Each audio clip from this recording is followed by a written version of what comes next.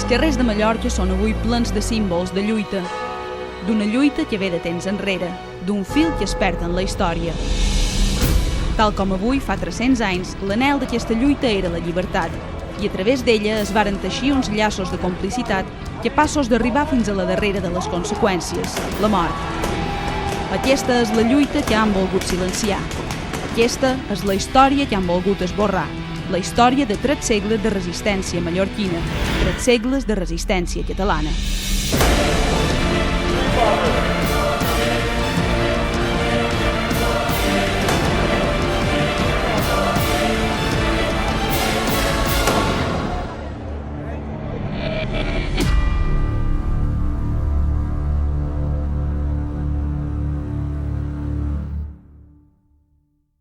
La presència dels mallorquins en el setge i fins a la darrera conseqüència va ser importantíssima, perquè des del primer moment que la coincidència de lo que eren les terres de Sant Irene d'Aragó se plantaren contra l'intent de posar en Felip V com a rei d'Espanya i optaren per l'opció de defensar en Carles d'Àustria, hi va haver una interrelació permanent.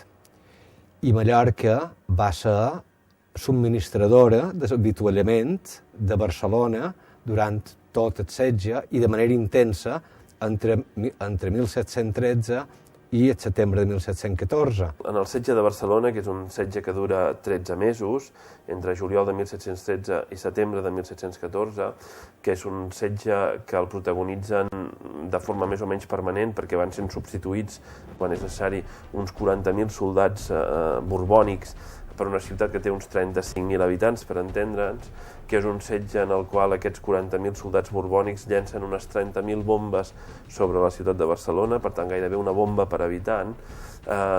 És un setge en el qual el bloqueig naval juga un paper molt important. Bloqueig naval protagonitzat fonamentalment per la flota francesa.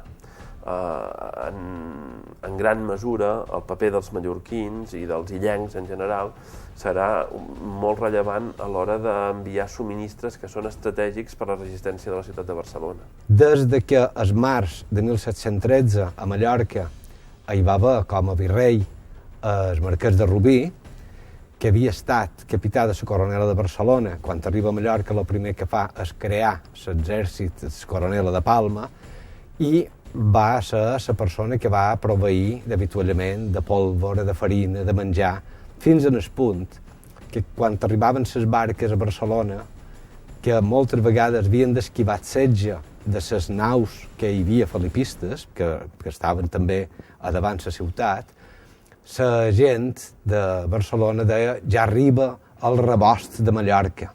El sofre que és indispensable per fer pólvora. Els barcelonins poden fer carbó i poden rascar el nitrat per exemple, de les parets de les cases per fer la pólvora, però necessiten sofre que no es pot fer dintre de la ciutat assetjada i les barques mallorquines juguen un paper molt important en aquest sentit.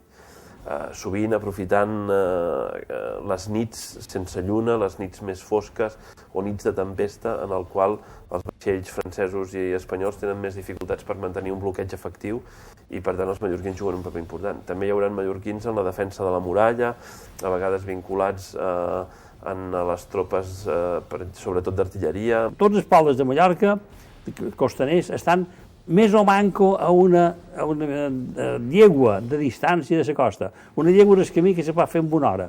I es que se donaven a vistes a talaies fins que l'escamot pirata eventualment arribaven a Espalda, tenien una hora la milícia local per organitzar-se i sortir-los a camí. I clar, la xarxa de talaies que hi havia entorn de tota l'illa, manco entre la calobra i el barcull, que ja no hi pot desembarcar ningú, no hi ha res, tots tenien molta pràctica amb emprar canons. I és per això que els artillers mallorquins, que a més hi havia una acadèmia d'artilleria, se consideraven els millors d'Europa. Molts d'ells combaten a les ordres d'un general valencià, que és el general Basset, que és el sotscomandant en cap de la defensa de Barcelona just per sota del general Villarroel, perquè Basset és el general responsable d'artilleria i de fortificacions i els mallorquins en molts casos tenen bona fama com a artillers. Més de 300 artillers mallorquins arriben a Barcelona per defensar la ciutat. I varen ser cabdals a la defensa del bastió de Santa Clara, que va ser una de les batalles d'agost del 1714, que se varen guanyar, que les tropes felipistes varen haver de recular i partir, i va ser gràcies a la intervenció dels mallorquins. Quan se van acostar les tropes borbòniques per atacar Barcelona, els artillers van dir, mentre siguem una proporció de 3 a 5, nosaltres els mantindrem a ratxar. Llavors van dur molt més canons, però van fer verdaders desastres. Fins i tot van inventar una espoleta retardada que disparava la magrana i en lloc de caure i explotar, no, explotava a l'aire. I així la metralla feia desastres entre els borbònics. Molts d'ells, com és obvi, varen morir i, per tant, en el fossar de les Moreres, una cosa que s'ha sabut és que en el fossar de les Moreres hi ha sang mallorquina, hi ha sang, sobretot, de falanitxers, d'alcudiencs i de ciutadans, que eren bàsicament els que proveïen les barques del Bou i la majoria d'artillers que varen venir aquí a defensar i morir en Barcelona. Però la guerra no s'acabà l'11 de setembre de 1714 a Barcelona. Mallorca encara resistia. El Gran i General Consell era el màxim òrgan polític-administratiu del Regne de Mallorca, format per membres de tots els estaments de la societat i inspirat en el principi democràtic d'aprovació per majories. I en aquell moment les majories estaven a favor del bàndol austracista, sobretot entre les classes populars. Això havia precipitat la rendició dels borbònics anys abans, el 1706, i l'entrada dels pagesos a la ciutat a crits de visca Carles III, mort als botiflers. El Regne de Mallorca tradicionalment no havia tingut un sistema de corts propi i per tant tampoc no havia tingut un sistema constitucional propi i per tant era un regne amb algunes particularitats respecte als altres territoris que formaven part d'aquella corona d'Aragó. Tot i aquesta autonomia del Regne de Mallorca, hi havia un fet que ningú qüestionava, ni el propi Felip V, quan el 1702 jurava respecte a una Constitució catalana que deia això. Para los beneficios de la ciudadanía no hay distinción entre catalanes y mallorquines. Para el ejercicio de los derechos políticos con referencia a la ciudadanía, a más de la calidad de ciudadano catalán, requiérense la de ser mayor de edad o jefe de familia y tener su domicilio en Cataluña o Mallorca de una manera constante y cierta, en defecto de lo cual bastarà la possessió en el territori de dominio o baronies. Però els vincles comercials també eren molt forts. L'oli mallorquí era exportat a ports tan importants com Londres, Amsterdam i Rotterdam, i en aquest procés el de Barcelona hi jugava un paper molt important. La Mediterrània en aquell temps havia perdut, ja no era el centre del món, no? El centre de gravetat de les relacions comercials, s'havia transferit cap a l'Atlàntic, amb la particularitat que la Corona d'Aragó no va estar autoritzada a negociar amb Amèrica fins molt més tard, fins a de Carles III, 1770, pam enrere.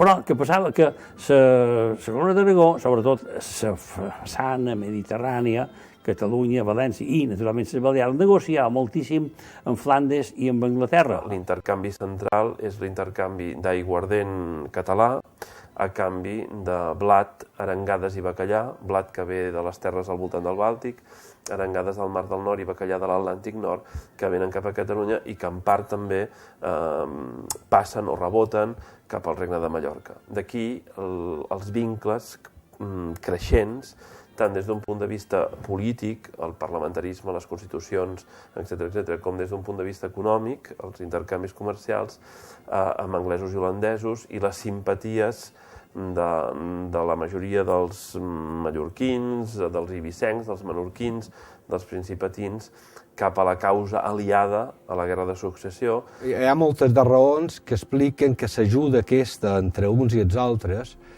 se produís. La primera és la connexió que hi havia hagut històricament, sempre, entre els distints regnes de la Corona d'Aragó que ens unien per llaços d'història, de llengua, de cultura.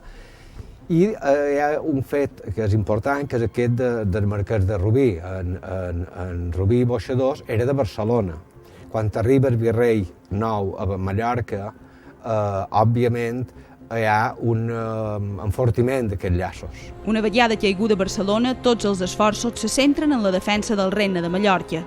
Tan important era mantenir Mallorca com a bastió austracista que alguns dels militars més destacats agafen vaixell rumb al sud. A les illes, la resistència continua. No només Barcelona rep ajuda per part dels mallorquins durant el setge, sinó que Barcelona sacrifica algun dels seus millors regiments per anar a ajudar Mallorca, que està sota l'amenaça d'un desembarcament borbònic. I, per tant, fins i tot en aquella Barcelona assetjada, desesperada, tan necessitada de soldats, Barcelona renuncia a alguns dels seus defensors per anar a protegir la illa de Mallorca, no? Quan finalment Barcelona cau definitivament, 11 de setembre de 1714, Mallorca resistirà encara un any més. I, de fet, hi haurà molts principatins que, just abans de la capitulació de Barcelona, o després de la capitulació de Barcelona, o fins i tot uns quants mesos després de la capitulació, com per exemple el general Moragues, passaran o intentaran passar a Mallorca per col·laborar en la defensa de la illa en contra dels borbònics. Quan cau Barcelona, 1714, setembre, tothom se pensava que a Mallorca claudicarien els 2 segons, que ja no hi havia res a fer. I no va ser així. Al contrari, el marquès de Rubí se reforça i manté la posició de defensar a l'illa davant els felipistes. El mes d'octubre, Felip V envia en el marquès de Rubí un emissari, el capità Pastrana, que li ofereix 100.000 ducats d'or a ell si rendeix l'illa. I el marquès de Rubí diu que no. I no només això, sinó que diu que està en contacte amb les tropes angleses que eren a Menorca. Això els va fer dubtar. Aquí tenim un falconet, que jo li tinc un efecte molt especial en aquesta arma, perquè és la que va emprar Guillem Riera, que és un dels grans herois desconeguts de la nostra història. Guillem Riera era talaer, estava a la torre del Serral dels Falcons, a l'Esport de Manacor, ara li diuen Porto Cristo, però aquest nom és molt posterior. Aleshores li havien dit, ei, estem en guerra, que no s'acosti ningú aquí, i tu ja saps el que has de fer si venen els dolents. Jo, molt bé. No res, la cort sabeu que s'està acostant l'armada borbònica dirigida pel cavaller d'Asfeld, el que havia cremat Xàtiva. I un dematí, en Guillem Riera, devia ser a començament d'abril de 1715, s'aixeca de matí, se'n va, i diu, buf, quin nigularro que hi ha a la banda de Cabrera. Un nigul més raro. Però no era un nigul, era la flota borbònica que s'acostava. 3 grans vaixells, que no havia vist de tan grossos mai, carregat de pals i de veles, que s'acostaven i va sonar el corn, allò que feien, sonar el corn en senyal d'alarma, com a avís per avisar els maulets. Hi van anar 30 persones, 30 voluntaris mallorquins, que amb ballestes i arquebussos van començar a disparar en aquells 3 vaixells que s'havien presentat. Aquell vaixell havien amollat unes lanxes, unes barques, i els soldats francesos anaven davallant ja per intentar el desembarcament. Sembla que eren més de 300. Aquells anaven costejant, cercant un bon lloc per desembarcar, si ja s'ho tenia estudiat, evidentment, i s'aturen davant el port de Manacor i desembarquen 3 balaneres amb 100 homes cada una. I què va fer ell?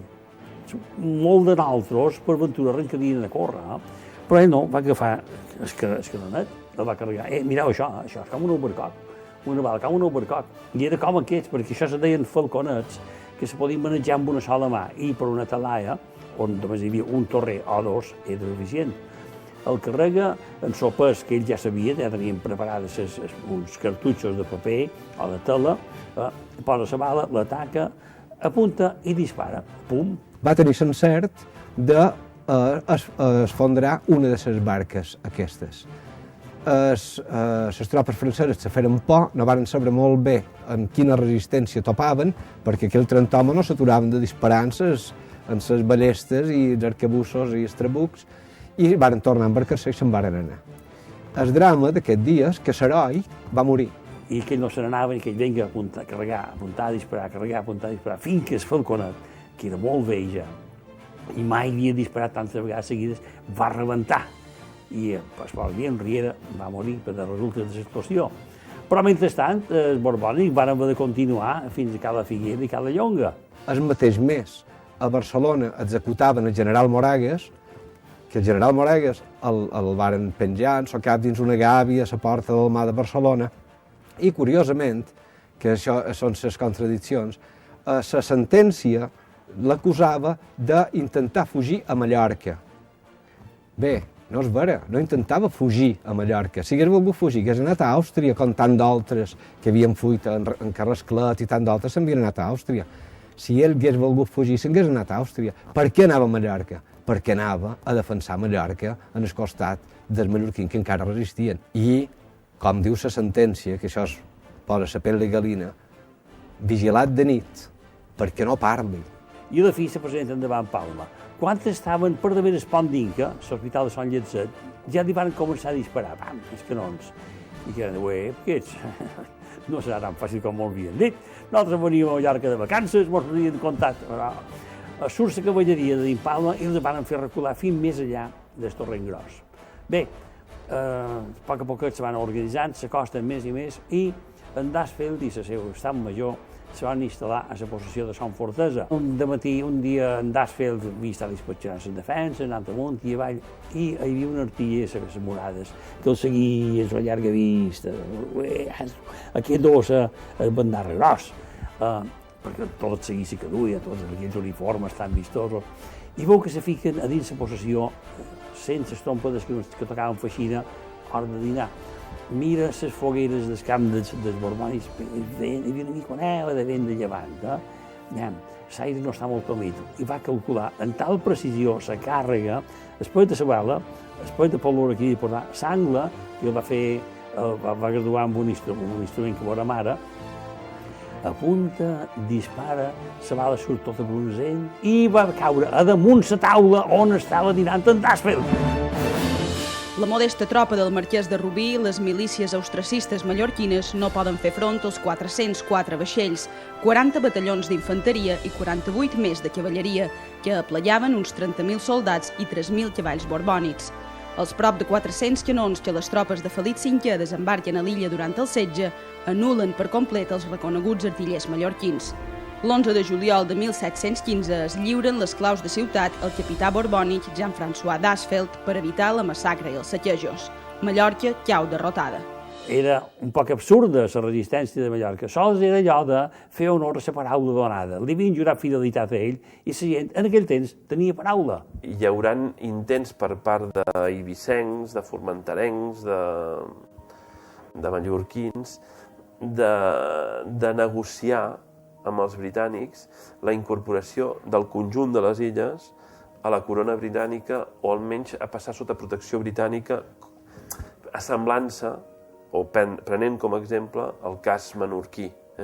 I per tant hi haurà sempre aquest record de les llibertats perdudes, de la defensa de la llengua, que ha estat prohibida en l'ús públic, que està perseguida pels ocupants borbònics, la defensa de les institucions, la defensa dels interessos econòmics, dels vincles comercials amb anglesos i holandesos, que mantindrà viu el sentiment de la mallorquinitat enfront d'aquests ocupants que es comporten molt sovint com uns enemics de la terra. Comencen aleshores 300 anys de represàlies contra els rebels i les seves llibertats. Els territoris de la Corona d'Aragó perden les seves garanties constitucionals y pasan a ser simples provincias de Castella. Las causas en la Real Audiencia se sustanciarán en lengua castellana. Se ponga el mayor cuidado en introducir la lengua castellana, a cuyo fin dará providencias más templadas y disimuladas para que se note el efecto sin que se note el cuidado. Però Felip V sap quina és la vertadera batalla a guanyar i dona ordres clares. És important remarcar també la creació de la figura de l'intendent d'Hisenda i Guerra, que és la persona encarregada de que una important quantitat d'impostos que abans que se llenaven a Mallorca, lògicament, i que quedaven aquí, vagin a Madrid i no tornin. Per exemple, 3 impostos molt importants, com eren les salines, les aduanes, els drets d'aduanes i l'impost sobre el tabac. Aquests 3 impostos, justament, acabada l'annexió de Reina de Mallorca a la monarquia borbònica, suposen el 75% del volum recaptatori de tota la illa. Són 2 bés que surten de Mallorca i no tornen. Pocs anys més tard, el règim borbònic implanta un impost sobre l'aiguardent, una beguda que, donada l'escassetat d'aliments, la pagesia comença a consumir més. Així es queixaven els síndics de la part forana a l'intendent d'Hisenda i Guerra. Los jornaleros que trabajan en la tierra son muy pobres y los jornales que ganan son muy cortos, porque aquí, en los años regulares, apenas queda ganancia alguna para los labradores, y suplía la pequeñez del jornal una corta porción de aguardiente que los días de trabajo les daban, con cuyos servicios se cobraban las fuerzas y suplían la falta de debilidad de los alimentos de que viven, pues estos se reducen comúnmente a sopas de pan con algún aceite y algunas hierbas o legumbres, porque jamás alcanzan sus posibles a comer carne ni otra sustancia. Se instal·la una guarnició militar, la finalitat de la qual se diu vigilar per l'ordre. El manteniment d'aquesta tropa, l'allotjament d'aquesta tropa l'han de pagar els mallorquins. En resum, l'any 1758, tenim dades molt concretes, la suma d'aquests impostos que abans eren gestionats a dins el regne i que els seus dobbers revertien a dins el regne i ara marxen i no tornen, és de 317.000 lliures. Això vol dir que en el curt període de 43 anys la recaptació de la monarquia borbònica s'ha multiplicat per 4. El segle XIX també comença amb mals averanys per als mallorquins. S'instaura un nou impost, el del vi que un segle enrere s'exportava al nord d'Europa, que suposa 63.000 lliures cada any. Aquest impost és superior en el valor intrínsec de la indústria vinícola mallorquina, de manera que, amb el temps, molts de pagesos el que fan és deixar de conrear la vinya. Però probablement és que alça més els ànims de la població mallorquina el import del segell, o sigui, l'obligació de pagar o d'utilitzar paper segellat per l'Estat a tot tipus de transacció, comercial o oficial. Aquesta és la glosa popular que es va dedicar al ministre d'Hisenda arran de l'impost del segell. Manda el señor Salazar, con un decreto aprobado, que nadie sea osado en la calle cagar sin tener para limpiar el culo papel sellado. Arriba un moment, a principis del segle XIX, que la corona demana ajuda a l'Església perquè els mallorquins compleixin fidelment les seves obligacions fiscals.